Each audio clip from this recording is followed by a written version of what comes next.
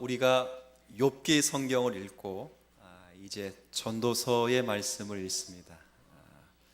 전도서는 다윗의 아들이자 예루살렘의 왕이었던 솔로몬이 기록한 성경입니다. 여러분이 전도서를 몇 번씩 읽어보셨을 것 같다라는 생각이 드는데, 전도서를 읽으면 탁 하고 떠오르는 주제가 있습니다. 혹시 전도서 그러면 어떤 주제가 떠오르는지요? 헛되다 떠오르죠. 1장에도 전도자가 입을 열면서 가장 먼저 한 말도 이 말입니다. 헛되고 헛되며 헛되고 헛되니 모든 것이 어떻다고요? 5번 연거푸 헛되다 라는 표현을 적고 있습니다. 맞습니다. 전도서는 세상의 헛됨과 인생의 절망에 관하여 노래하는, 고발하는 그런 책입니다. 그래서 전도서 전반에 걸쳐서는 사실은 성경의 내용이라 말하기 의심스러울 정도로 인생과 관계되어 부정적인 견해와 표현들이 상당히 많습니다. 헛되다, 불확실하다, 무의미하다, 무가치하다, 쓸모없다 등등의 염세적이고 회의적이고 그리고 냉소적인 표현들이 상당히 많이 표현되어 있습니다. 그렇다고 해서 전도서는 인생의 절망만을 노래한 그런 책은 결코 아닙니다. 오히려 헛되다는 주제를 통해서 반대로, 그러면 헛되지 않은 것이 무엇인가, 그것을 추적해 나가는 책이 바로 전도서의 말씀입니다. 그리고 곧바로 전도서의 기록자인 솔로몬은 그 답을 내립니다. 무엇이 헛되지 않는가? 무엇이 영원한가? 무엇이 인생을 가치 있고 의미 있게 만드는 것인가? 그것은 하나님을 경외하는 것이요, 그분의 계명에 순종하는 것이라, 그렇게 결론을 내리고 있습니다. 그래서 전도서의 주제와 결론은 헛되다가 아닙니다. 나중에 이제 제가 물을 때 전도서의 주제가 뭐지요? 그러면 헛되다 그러면 안 됩니다. 그 헛되다는 수단을 가지고 전도서의 주제와 결론은 하나님을 경외하고 그분의 섭리에 복종하고 순종하는 것이 인생의 가장 큰 행복이라, 그렇게 말하고 있는 성경이 바로 전도서입니다. 이제 이런 결론을 가지고 매 장마다 보면 거기에 의미 있고 뜻깊은 말씀들이 아로 새겨져 있다는 것을 확인해 볼 수 있습니다. 오늘은 그 본문 가운데 2장을 읽는 날입니다. 전도서 2장의 본문의 내용은 언제나 그렇듯이 1장의 내용의 연속선상에 있습니다.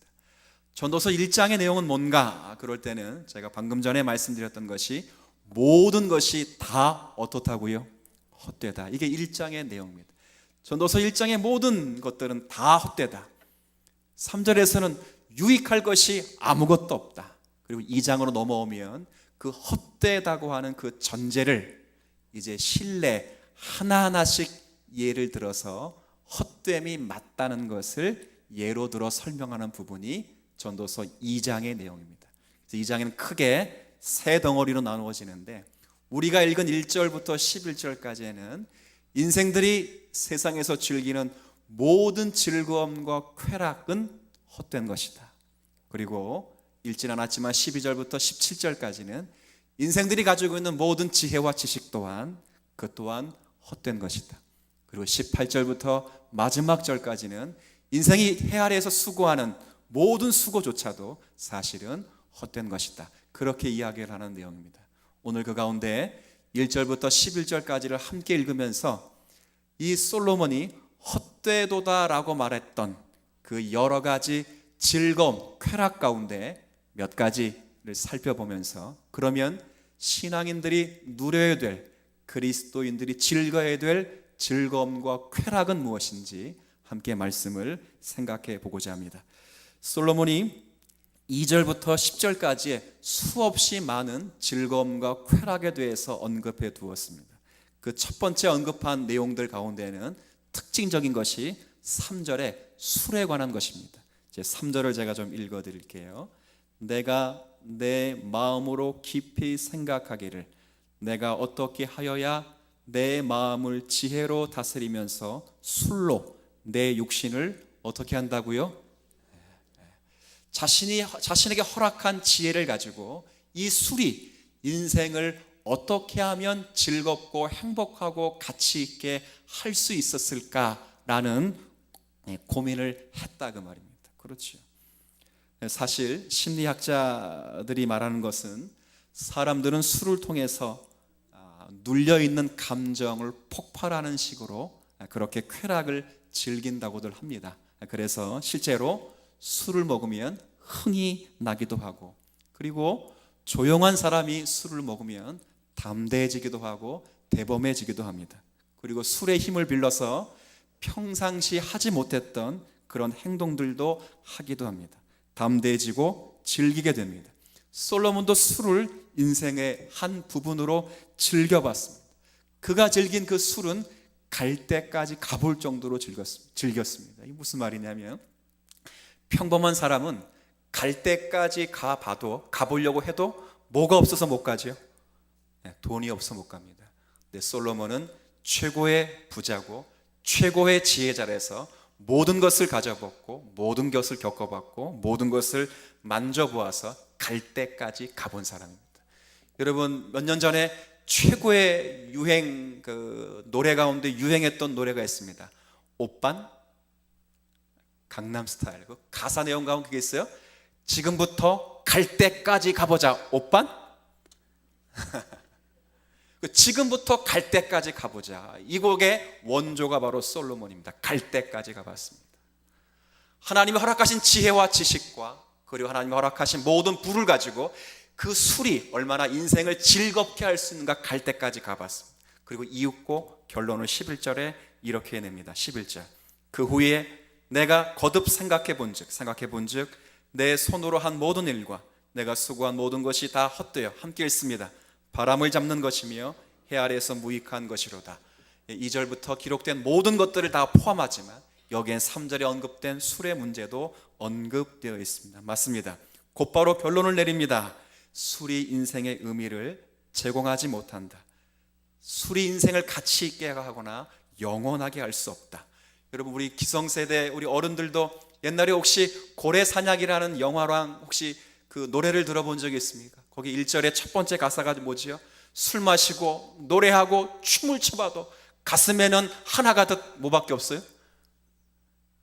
저는 아는데 여러분은 모르시면, 여러분은 기도하셨고 저는 그때 열심히 유행가를 불렀다 그런 얘기인데, 저는 이 시대가 아닙니다. 그러나 송창식 씨의 그 고래사냥은 군대에서도 줄곧 불러왔기 때문에 그렇습니다. 맞습니다. 세상 사람도 술이 인생의 가치를 풍요롭게 할 수 없다는 것을 잘 알고 있습니다. 그것이 인생의 행복을 주관하거나 영혼을 보장해 주지 않습니다. 오히려 해를 끼치는 경우가 많음을 솔로몬이 알고 있습니다. 우리 몇 년 전에 대학생 신입생 환영회를 하는데 선배가 자기가 갖고 있는 권위로 강제적으로 신입생에게 술을 먹여서 그 술을 이기지 못해 그 자리에서 사망한 사건이 있었다는 것 우리가 보도를 통해서 잘 알고 있습니다. 맞습니다. 술은 우리에게 인생의 가치를 주지 않습니다. 혹시 기독교인들 가운데 이런 분이 계시다면 성경을 제대로 읽으셔야 됩니다. 성경에는 술 먹지 말라는 표현이 없습니다. 뭐밖에 없어요? 그래도 귀신같이 제가 알려드리지도 않았는데 아십니까? 그럼 반대로 봅시다. 술 먹으라는 명령어가 성경에 있습니까? 없습니다. 공정하게 생각하셔야 됩니다. 우리 사랑하는 성도 여러분께서 혹시 술을 드시는 것이 죄 같지 않다고 생각하는 분이 계시다면 오늘 당장 회개하시고, 우리 교단은 범교단 차원에서 보수교단에 속해 있고 그런 교단이기 때문에 술을 금합니다. 술을 금하고, 술이 인생을 기쁘시게 할 수 없고 술이 인생을 가치 있게 할 수 없을 뿐만 아니라 하나님이 기뻐하십니다. 기뻐하시지 않습니다. 큰일 날 뻔했네. 기뻐하시지 않습니다. 제가 술을 마시고 이단에 온 건 아닙니다. 근데 술 이야기하니까 혀가 꼬이기 시작하는데, 옛날에 돌아가는 그런 느낌도 아님에도 불구하고 그렇습니다. 술이 그렇지 않습니다. 제가 이건 일부러 강조하기 위해서 그런 것입니다. 두 번째는 솔로몬이 인생을 즐기는 가운데 또 하나를 언급하는 것이 은과 금, 즉 재물과 관계된 내용입니다. 8절 한번 제가 읽어드릴게요. 은과 금과 왕들이 소유한 보배와 여러 지방의 보배를 나를 위하여 쌓고 또 노래하는 얌녀들과 인생들이 기뻐하는 첩첩들을 많이 두었더라. 여기 은과 금을 두었습니다. 금을 가졌습니다. 그리고 3절 이후부터는 사업을 크게 하였고 집들을 가졌고 포도원을 가졌습니다. 동산을 가졌습니다. 부동산을 갖고 있었습니다. 그리고 못들을 갖고 있었고 노비들을 가지고 있었고 소와 양떼를 무진장 많이 가지고 있었습니다. 부러울 것이 없었습니다. 그러나 11절에 뭐라고 이야기하고 있냐면 그 또한 생각하니 그것 또한 헛되어 바람을 잡는 것이다. 그렇게 결론을 내리고 있습니다. 지금 세상을 휩쓸고 있는 사조라는 것은 하나입니다. 자본주의요, 그리고 물질주의라는 것입니다. 바꿔 말하면 자본과 물질이 모든 가치 기준의 기본이라고 생각하는 것입니다. 쉽게 설명하면 돈이면 다 된다, 그것입니다. 돈 때문에 웃고 돈 때문에 울고 돈 때문에 배신하고 돈 때문에 사람을 죽이는 시대가 이 시대이기도 합니다. 사람의 가치가 그 사람의 인격에 달려있지 않고 얼마나 그 사람이 훌륭한 인격을 가지고 있느냐가 그 사람의 가치를 척도하는 기준이 아니라 그 사람의 연봉이 얼마냐, 그 사람이 어느 대학을 나왔느냐, 그것이 지금의 사람을 가르는 기준이기도 합니다. 그래서 연봉을 많이 받으면 기고만장하기도 하고 연봉을 적게 받으면 기가 죽기도 합니다. 그렇죠. 이게 지금 우리가 살아가는 그런 시대입니다. 여러분, 이 시대에 우리가 흔히 이와 다른 어떤 것들을 보면 열광을 합니다. 드라마 같은데, 순정 만화 같은데 보면 꼭 그런 것이 있습니다. 갈등 구조의 중심에는 남녀 주인공의 신분의 차이가 꼭 있습니다. 이게 무슨 말이냐면, 예를 들어 남자는 그 기업의 회장님의 아들입니다. 그 아들이 경영 수업을 받기 위해서 그 직장의 직원으로 몰래 추측해서 경영 수업을 배우고 있습니다. 그런데 그 회사에 신기하게도 예쁜 아주 처녀가 그 회사를 다니고 있는데 둘이 뭐가 맞아요? 눈이 맞지요. 그리고 둘이 사랑에 빠졌습니다. 그 사람들이 모두가 다 기업 회장들이, 가족들이 반대하는데 결국 결혼에 꼴이 나게 됩니다. 대단히 유치한 드라마와 순정 만화지만 사람들은 여기에 열광합니다. 왜 열광하지요? 이 세상의 현실에서는 그런 것들을 찾아볼래야 찾아볼 수가 없기 때문에 그렇습니다. 그렇죠. 안타까운 현실을 살아가고 있는 일이 지금에 벌어지는 그 일입니다. 그래서 유명한 말이 있습니다. 누구나 다 사랑을 이야기하는데 진정한 사랑은 유령과도 같다 그래요. 왜요? 모두가 다 말을 하지만 누구나, 어느 누구도 그 사랑을 본 사람이 없기 때문이다, 그렇게 말을 합니다. 맞습니다. 솔로몬이 그 현실을 제시해서 솔로몬이 말하는 세상의 현실이 그 현실이고 세상이 제시하는 삶이 그런 삶인데, 솔로몬은 그것이 인생을 가치 있게 하거나 인생을 풍요롭게 하거나 우리에게 행복을 주는 것이 아니라고 거듭거듭 이야기하고 있습니다. 그리고 세 번째 제가 제시하고 싶은 이 솔로몬이 인생의 즐거움에 있어서 아무것도 아닌 것으로 제시하는 것이 하나가 지식입니다. 지식. 9절의 말씀 한번 제가 읽어드릴까요? 내가 이같이 창성하여 나보다 먼저 예루살렘에 있던 모든 자들보다 더 창성하니 내 지혜도 여전하도다, 이렇게 되어 있습니다. 여기서 지혜라고 하는 것은 지식입니다. 지식. 여기서 지혜는 지식으로 보면 됩니다. 근데 여러분이 성경 읽으면서 이렇게 생각할 수 있을 것 같아요. 지식이 어떻게 쾌락이 될 수 있느냐? 술이야 돈이야 그렇다 치더라도 왜 지식이 그런가? 그럴 때 사실은 지적 쾌락이라는 것이 있습니다. 이 설명을 좀 드리면, 이 세상에 누리는 쾌락을 가운데 하나는 평생 탐구를 하면서 누리는 지적 쾌락이라는 것이 있습니다. 여러분도 공부를 해보시면 아시겠지만 머리를 채우면 짜릿한 감이 있습니다. 짜릿한 감. 공부도 성취를 하고 성취감을 만족하면 아주 짜릿한 감을 느낍니다. 그래서 근데 중요한 건 공부만 하면 되는 것이 아닙니다. 공부를 왜 하느냐가 훨씬 중요한 문제입니다. 제가 신학 이야기를 해볼까요? 신학을 하는 게 중요한 것이 아니라 신학을 하는 이유가 중요합니다. 신학이라는 학문은 교회를 섬기고 풍요롭게 하기 위함입니다. 칼빈 선생님이 분명히 예레미야 성경을 주석하면서 이 부분을 명시했습니다. 신학을 하는 이유는, 목회자들이 신학 공부를 하는 이유는 단 한 가지다. 교회를 풍성하게 하고 여유롭게 하기 위함이다. 근데 평생 신학 공부만 하는 사람들이 있습니다. 그렇죠. 쾌락이 될 수 있습니다. 쉽게 설명해 드릴까요? 여러분, 제가 물어보죠. 성경 공부는 왜 합니까? 제가 지금 좀 전에 설명했잖아요. 신학 공부를 왜 하는 거 똑같아요. 성경 공부를 왜 합니까? 교회를 풍요롭게 하기 위해서 하는 것입니다. 성경 공부하는 것은 여러분의 머리를 키우려고 하는 것이 아니라 함께 이룬 공동체의 은사적 것을 통해서 성도를 풍요롭게 하기 위해서 공부를 하는 것입니다. 하나님을 알아야 섬길 수 있습니다. 하나님이 누구신 줄 알고 그분이 무엇을 좋아하시고 무엇을 싫어하는지를 알아야 우리가 성도를 섬길 수 있고 교회를 풍요롭게 할 수 있습니다. 그래서 성경 공부를 합니다. 많은 분들이 성경 공부를 그래서 하셔야 됩니다. 근데 문제는 성경 공부만 하는 사람이 있습니다. 너무 성경 공부가 좋아서 성경 공부는 하는데 그 공부를 섬김으로 대체하는 사람이 너무 많습니다. 그것도 쾌락입니다. 그렇죠. 잘 우리가 생각을 해보셔야 됩니다.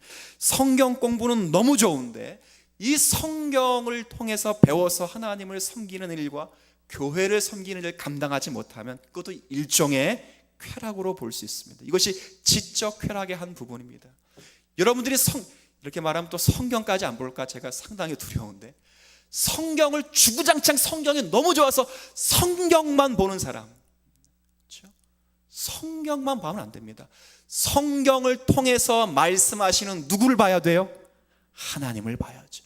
근데 성경에 갇혀서 성경 공부하는 것에 갇히고 만족해서 성경을 통해 말씀하신 하나님을 보지 못하면 우리 신앙의 선배들이 늘 이야기했듯이 성경 자체가 우상이 될 수도 있다고 말이에요. 그 이야기를 하는 거예요. 솔로몬이 얼마나 많은 지혜와 지식을 가졌겠습니까? 솔로몬이 별 그리고 해에 관하여 말하면 그것이 천문학이 되었습니다. 솔로몬이 꽃과 달과 그리고 나비에 관해 말하면 그것이 생물학이 되었고, 솔로몬이 인체에 관해 말하면 의학이 됩니다. 솔로몬이 공동의 선과 사회의 질서에 대해 말하면 그것이 법학과 윤리학이 되어버립니다. 그렇죠. 경영학이 되고 모든 것이 됩니다. 그러나 그런 지혜와 지식을 가지고 있었던 솔로몬도 그 지식이 인생을 풍요롭게 하거나 인생을 영원하게 할 수 없다는 것을 성경을 통해서 우리에게 말씀해 주고 있습니다. 그러면 이렇게 설명을 드리면 이제 듣고 있는 성도님들이 어떤 생각을 하시냐면, 그러면 이 그리스도인들은 인생을 즐기면 안 되는구나 라는 그런 결론을 속단적으로 내리게 될 수 있는 위험성이 있습니다. 그렇지 않습니다. 예수 믿는 사람도 인생을 즐겨야 되고 그리스도인도 즐거움 있고 즐겨야 합니다. 그럼 중요한 건 뭘 즐겨야 하겠는가 그거죠. 물론 그리스도인들이 즐기는 즐거움은 세상 사람들이 즐기는 즐거움과는 차원적으로 다르고 구별되어야 합니다. 그래서 성도는 무엇을 즐겨야 되는지를 반드시 알고 계셔야 됩니다. 제가 구약 성경 가운데 두 구절을 언급해 드릴 테니까 여러분이 한번 잘 듣고 생각해 보십시오. 느헤미야 8장 10절에는 이런 말씀이 기록되어 있습니다. 여호와를 기뻐하라. 여호와를 기뻐하는 것이 너희의 힘이라 이렇게 되어 있습니다. 여호와를 뭐 하라고요? 여호와를 즐기라는 것입니다. 즐겨라. 그리고 시편 37편 4절의 말씀에는 이런 표현이 있습니다. 여호와를 기뻐하라. 그가 내 마음의 소원을 이루어 주실 것이다. 이 표현도 똑같습니다. 여호와를 즐겨라. 그러면 우리의 마음에 즐거움과 유익이 찾아오게 될 것이다. 나를 즐기라는 것이 아닙니다. 여기 전도서 2장에 보면 많이 반복되는 표현 가운데 하나가 내가 나를 위하여 그렇게 즐겨보았다는 것입니다. 내가 나를 위하여 즐겼던 모든 즐거움들, 술, 지혜, 지식, 은금, 명예, 모든 부가 다 헛됩니다. 그리스도인의 진정한 즐거움은 나를 위한 즐거움이 아니라 하나님을 즐기는 것인 줄 여러분 믿어주시기를 바랍니다. 성경은 그 이야기를 하고 있어요. 여러분, 우리 교회 가운데 교리를 배우고 있는데 교리 내용 가운데 혹시 웨스트민스터 신앙고백서 1문 1답을 기억하실 줄 압니다. 하나님께서 만드신 인간의 가장 거룩한 의무와 본분이 무엇인가? 이렇게 묻고 있습니다. 사람이 제일 되는 목적이 무엇인가? 여러분 답을 하실 수도 있는 분이 계시고 못 하실 분도 있을 수 있어서 제가 그냥 답을 하겠습니다. 물음은 이렇습니다. 사람이 제일 되는 목적은 무엇인가? 사람이 제일 되는 목적은 하나님을 영화롭게 하고 그 하나님을 영원토록 뭐 하는 거예요? 즐거워하는 것입니다. 하나님을 영화롭게 하고 그 하나님을 즐거워하는 것입니다. 이것을 같이 봅니다. Enjoy God입니다. 하나님을 즐기는 거예요. 어떻게 즐겨야 합니까? 무엇을 즐겨야 합니까? 하나님이 만드신 모든 자연 피조물 가운데 오직 유독 인간만이 하나님을 영화롭게 하고 하나님을 즐길 수 있다는 사실을 즐기라 그 말이죠. 그걸 즐기라는 거예요. 이 세상 어떤 피조물도 하나님을 영화롭게 할 수 없고 하나님을 즐겁게 할 수 없고 하나님을 즐길 수 없는데 하나님의 선택받은 하나님의 형상으로 창조한 받은 저와 여러분만이 하나님을 영화롭게 하고 하나님을 즐길 수 있습니다. 이 사실을 즐기라는 것입니다. 이것이 우리의 즐거움이 되셔야 합니다. 무슨 말입니까? 하나님 앞에서 충성하라 이 이야기를 하는 것이 아닙니다. 하나님이 우리를 얼마나 존귀하게 여기시는지, 하나님이 우리를 얼마나 사랑하시는지 알고 즐기라는 거예요. 그걸 알므로 확신을 갖고 그 알물 삶으로 고백하며 죄와 싸우며 이 시대에 말씀에 순종하며 삶을 살아갈 것을 즐기라는 것이죠. 여러분이 잘 알지 못하지만 하이델베르크 일문일답에도 똑같은 물음의 답이 있습니다. 거기 보면 제가 이 교회에서도 부임해서 그 고백을 여러분에게 가르쳐 드렸는데 그 고백의 내용에 똑같은 비슷한 질문이 있습니다. 사람이 살아서나 죽어서나 여러분, 그러니까 당신의 유일한 위로, 즐거움과 쾌락은 무엇입니까? 여러분이 한번 생각을 곰곰이 해보십시오. 여러분이 살아있을 때나 죽어있을 때나 여러분의 가장 진정한 즐거움, 위로, 쾌락은 무엇입니까? 오늘 전도서 2장에처럼 술, 재산, 지식, 명예, 학벌 아닙니다. 그건 살아있을 때나 간혹 여러분에게 위로가 즐거움이 됩니다. 성경은 묻습니다. 죽어서도 여러분에게 위로가 되고 즐거움이 되고 쾌락이 되는 것은 무엇인가? 곧바로 답을 합니다. 살아서나 죽어서나 나는 나의 것이 아니요 몸도 영혼도 나의 신실하신 구주 예수 그리스도의 것, 이것이 인생의 가장 큰 즐거움입니다. 이렇게 고백을 하는 것입니다. 멋지죠? 우리가 누구의 것이라고요? 그리스도의 것입니다. 사도 바울이 말합니다. 너희는 그리스도의 것이요 그리스도는 하나님의 것이로다. 그럼 우리는 누구 겁니까? 하나님의 것입니다. 겁날 것이 없습니다. 왜요? 그리스도는 하나님의 아들이시기 때문입니다. 죽음도 우리를 어떻게 할 수 없습니다. 마귀의 권세도 우리를 어떻게 할 수 없습니다. 왜 그래요? 그리스도께서 저와 여러분을 위해 죽으심으로 하나님이 우리에 대한 자기의 사랑을 확증시켜 주셨기 때문입니다. 그리스도께서 우리를 위하여 죽으심으로 자신의 피로 저와 여러분의 모든 죄값을 완전히 치르시고 나를 마귀의 권세로부터 온전히 해방시켜 주셨기 때문입니다. 왜 우리가 즐겁고 왜 우리가 유익이 되는가? 그분이 또한 하늘에 계셔서 우리를 위해 중보하실 뿐만 아니라 하늘 보좌에 계신 아버지의 뜻이 아니라면 여러분의 머리털 하나라도 떨어지지 않는 보호하심을 받기 때문입니다. 그렇죠? 나를 보호하실 뿐만 아니라 참으로 모든 것이 합력하여 여러분의 구원을 이루도록 역사하시기 때문이죠. 그 일을 이루시기 위하여 성령을 보내주시고 성령께서 나에게 영생을 확신시켜 주실 뿐 아니라 마음을 다하여 즐거이 하나님을 섬기며 살도록 하시기 때문입니다. 이것이 우리가 즐기는 즐거움입니다. 여러분은 복의 근원이 됩니다. 그런 의미에서 그렇습니다. 여러분을 축복하는 자를 하나님이 축복하실 것이고 여러분을 저주하는 자를 하나님이 저주하실 것입니다. 저와 여러분 그런 존재입니다. 왜요? 저와 여러분은 그리스도의 것인데 그리스도를 끊는 누구의 것이라고요? 하나님의 것입니다. 겁날 것이 없습니다. 가슴을 펴고 신자답게 사는 것 성도들이 즐겨야 되는 것입니다. 혹시 이런 이야기를 하면 이런 분이 계실 수 있어요. 목사님, 전 그래도 죄가 많아요. 아직도 술, 담배 문제가 해결되지 않았고 돈 때문에 지금도 울고 돈 때문에 웃습니다. 그리고 명예의 문제가 지금도 급급하고 지식의 문제 때문에 내 자식이 공부 안 하면 하늘이 무너질 것처럼 천장이 내려질 것처럼 그런 경우가 있습니다. 걱정하지 마시길 바랍니다. 하나님이 우리와 함께 계실 뿐 아니라 하나님이 우리의 하나님이 되시기로 작정을 하셨습니다.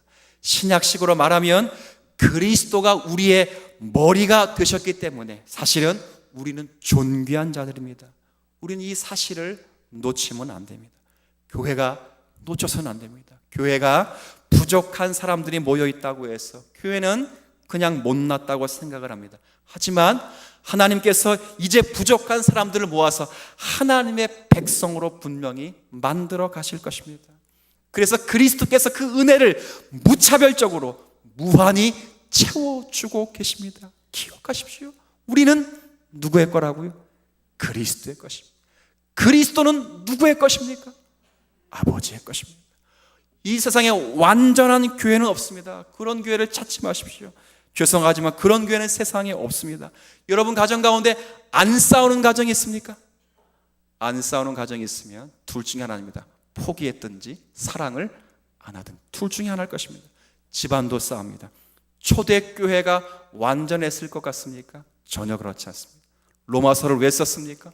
고린도서를 왜 썼습니까? 갈라디아서, 에베소를 왜 썼습니까? 교회가 싸우고 문제가 있어서 쓴 것입니다. 사도 바울이 요청하고 바울은 그 요청에 순응하여 교회의 문제를 해결하기 위하여 쓴 것입니다. 교회는 그와 같습니다. 교회는 저와 여러분이 한 행동이나 그 구성원들에 의해서 가치가 결정되는 곳이 결코 아닙니다. 세상에서 어떤 생활 수준을 누리고 있는 사람이 그 교회에 모였는가가 그 교회가 가지고 있는 힘이나 가치가 결코 아닙니다.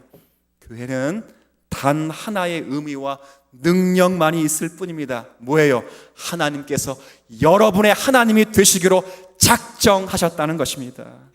그리고 그 하나님이 우리의 하나님이 되시기를 기뻐하시고 작정하시고 되시기 위해서 그리스도를 주시고 그리스도와 우리를 묶고 그리스도가 우리의 머리가 되게 하셨습니다.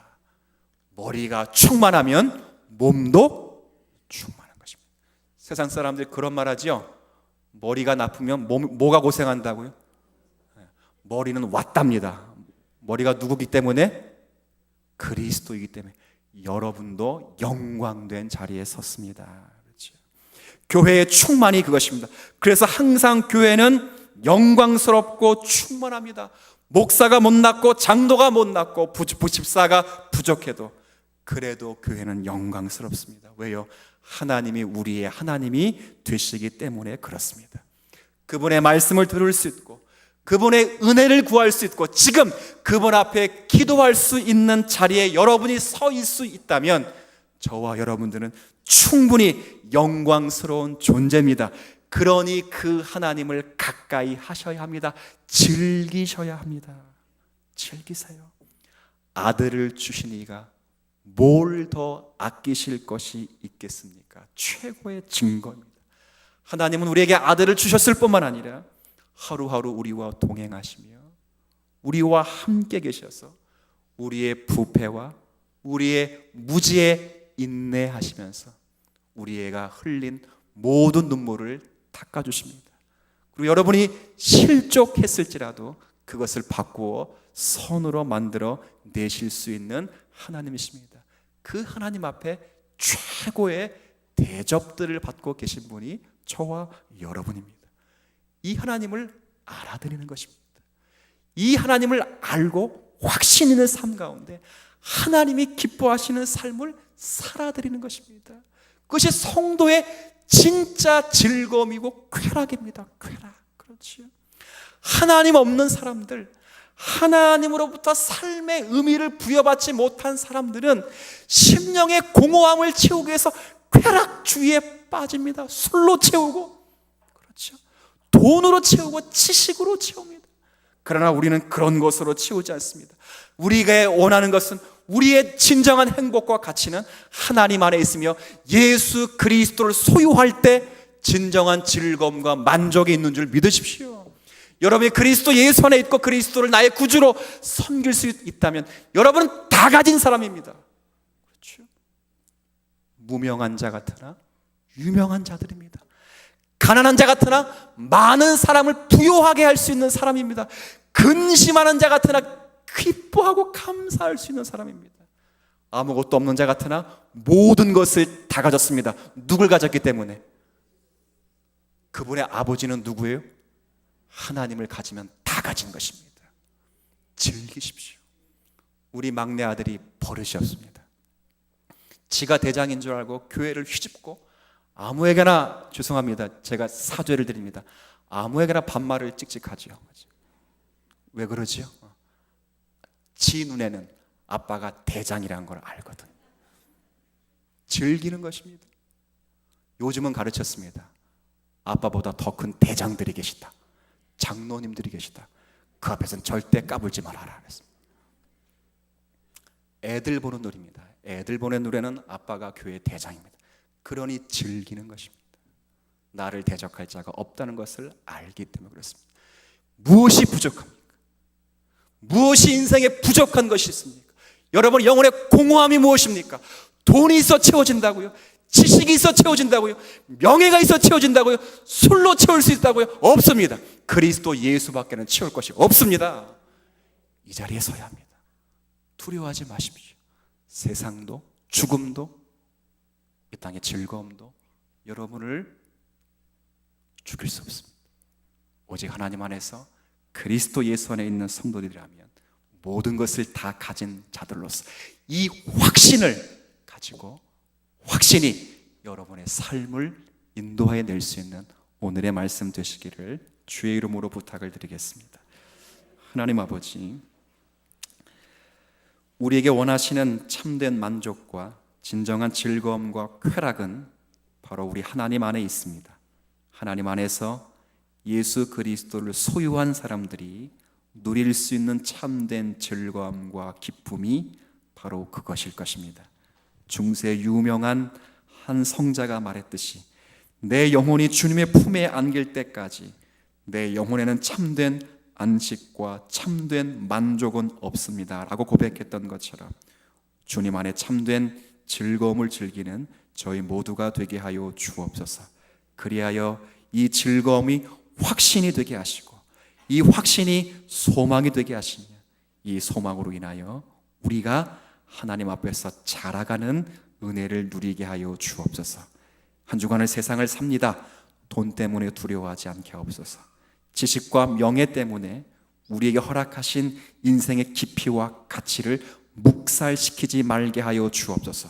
돈도 지식도 명예도 학벌도 우리를 어떻게 할 수 없습니다. 죄와 사망과 마귀도 우리를 어떻게 할 수 없습니다. 우리는 그리스도의 것이고 그리스도는 하나님의 것이기 때문입니다.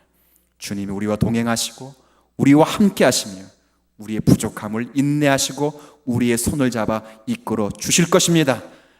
최고의 대접을 받고 있는 우리의 인생이 하나님을 영화롭게 하며 그분을 즐길 수 있는 유일한 인생임을 기억하여 이 가치를 가슴에 품고 사는 모든 성도 되게 하여 주옵소서. 예수님의 이름으로 기도 올립니다.